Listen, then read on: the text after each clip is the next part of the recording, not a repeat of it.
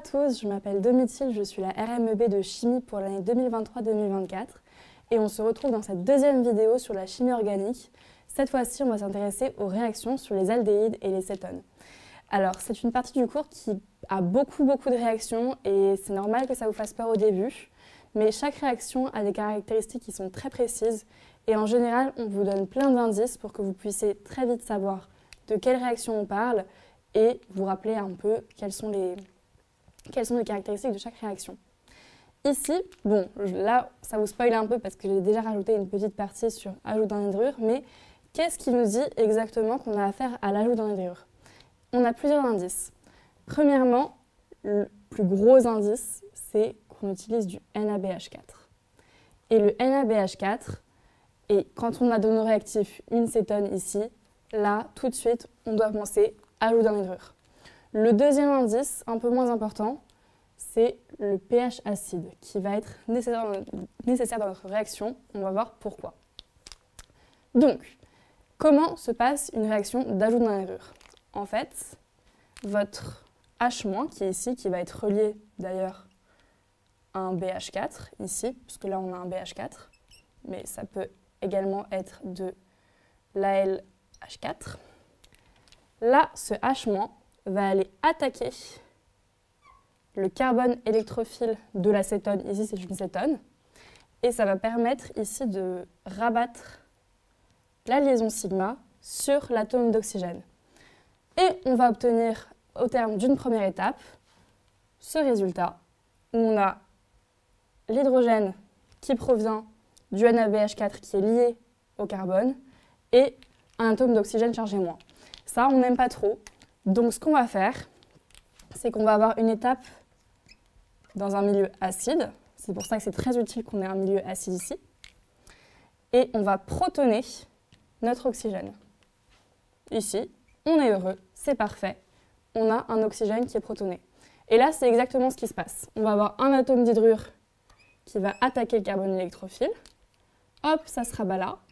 Et dans une deuxième étape de protonation, au terme de cette étape, on va obtenir ce produit. Les réactions d'ajout d'hydrure ont plusieurs caractéristiques. Première caractéristique, elles sont stéréosélectives.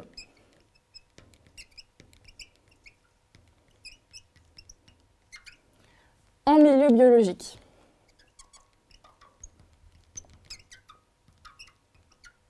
En milieu hors biologique, elles ne sont pas stéréosélectives.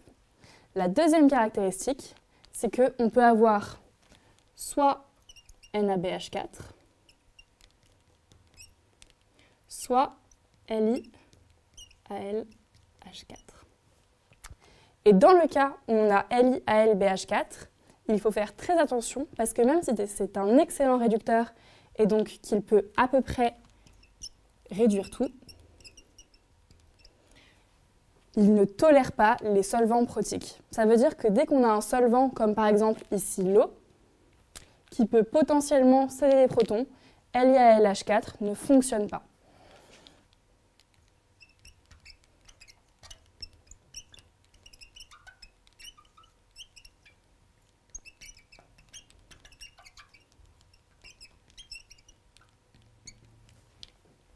Et une fois qu'on s'est rappelé tout ça, normalement, on peut répondre à tous nos items.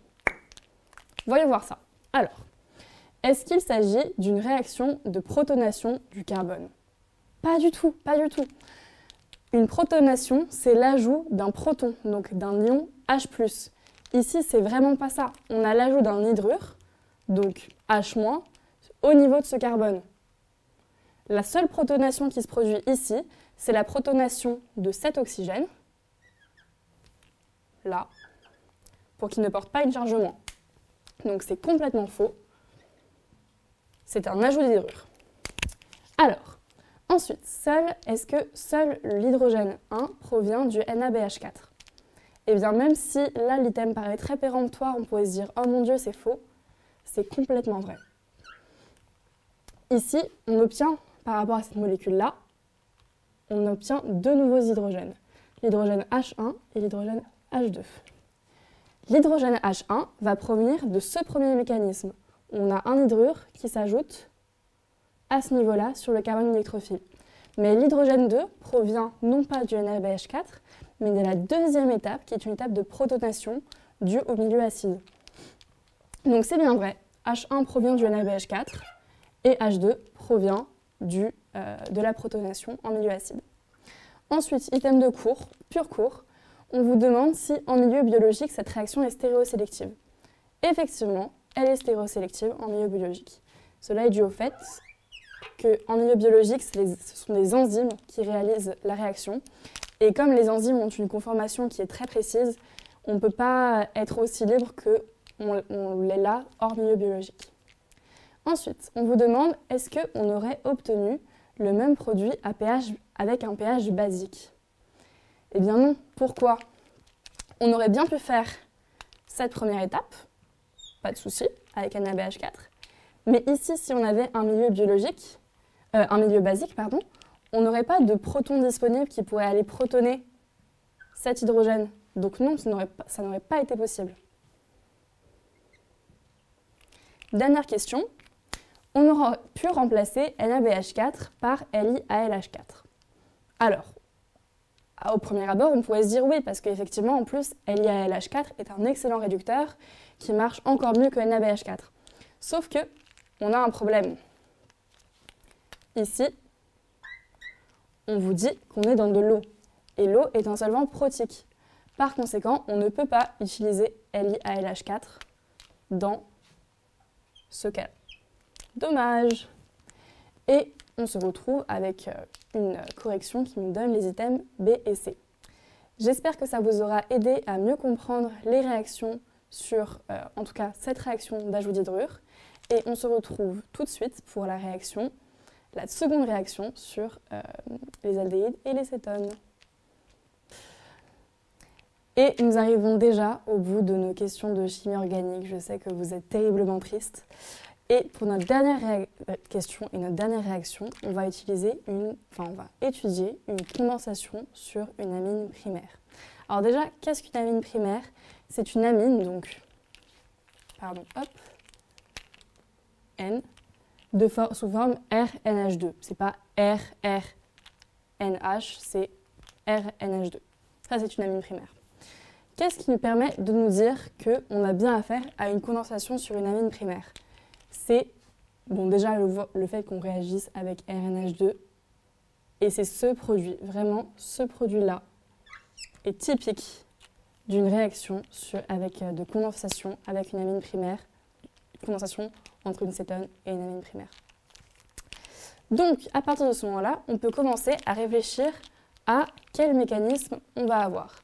Alors là, j'ai commencé à vous le représenter.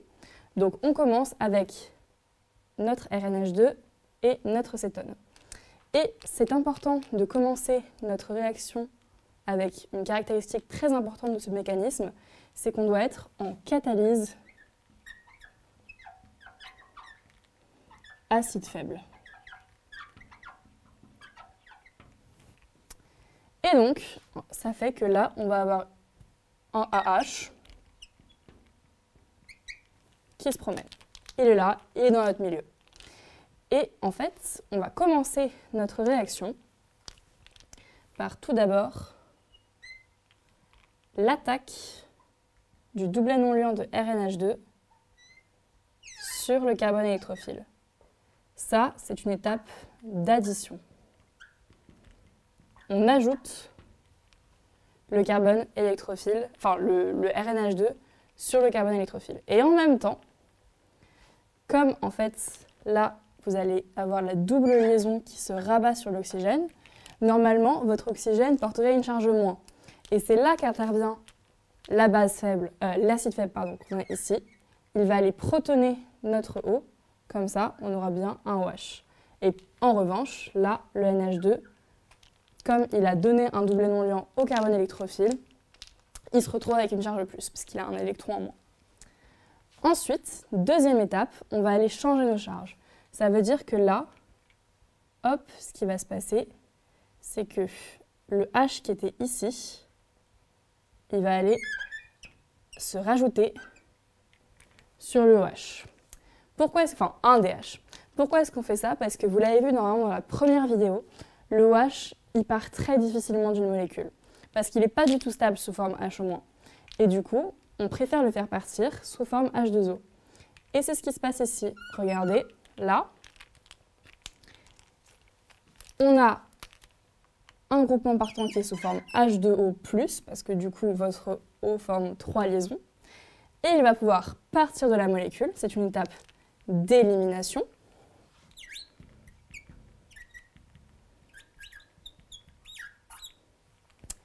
Et on se retrouve avec ceci et un groupement H2O. Mais là, c'est pas très beau. L'azote porte une charge plus. Qu'est-ce qu'on fait? On se rappelle de notre acide faible qui, entre-temps, était devenu, le pauvre, une base faible. Et bien cette base faible, elle va aller de nouveau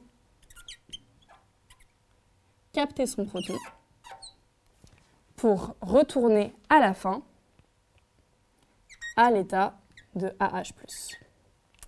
Parce que c'est le propre d'un catalyseur. On vous dit que c'est une catalyse acide faible. Ça veut dire qu'au départ, on a le AH+, il se passe plein de choses, mais à la fin, on doit de nouveau avoir le AH+.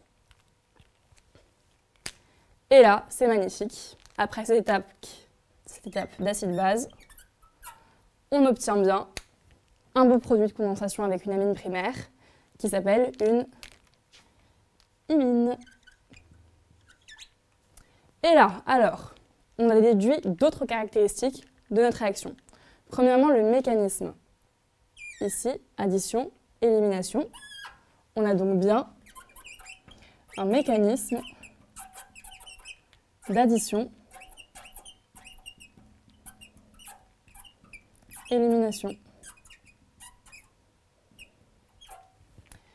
Une autre caractéristique très importante de notre réaction, c'est qu'elle est renversable. Vous voyez, là on le voit avec les doubles flèches.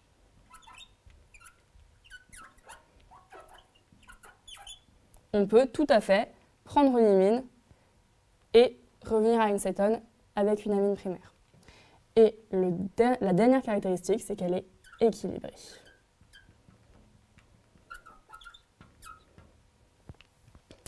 Maintenant, on peut répondre à nos items.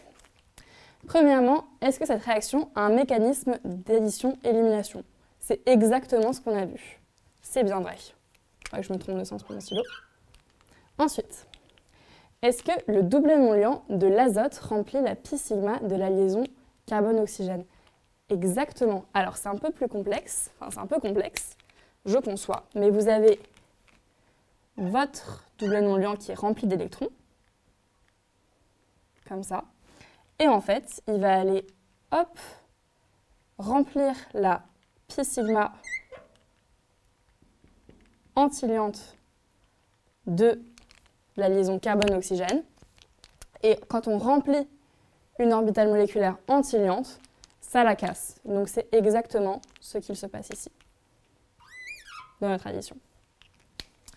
Ensuite, cette réaction s'achève par une étape acido-basique. Et oui, c'est ce qu'on voit là.